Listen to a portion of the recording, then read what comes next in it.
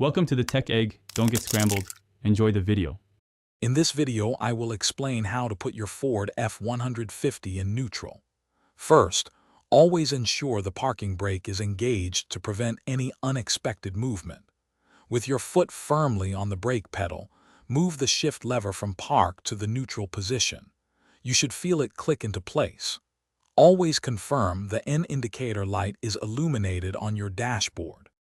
If your F150 has a dead battery, you'll need to manually override the shift interlock. For column shifters, look for a small hole under the steering column. For console shifters, find a small cap near the shifter. Carefully pry it off and insert a small flathead screwdriver or key.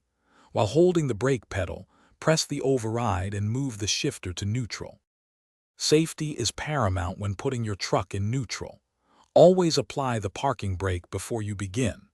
Ensure your F150 is on level ground, or use wheel chocks to prevent rolling, especially if the battery is dead.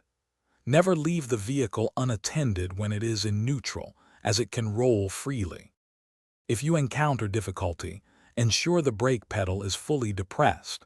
Sometimes, a gentle wiggle of the shifter or the override tool can help it engage. Check for any objects obstructing the shifter's path. If the issue persists, or if your truck won't start in neutral, consult your owner's manual for specific instructions or potential neutral safety switch issues. Thanks for watching. Consider subscribing if I helped unscramble your problems.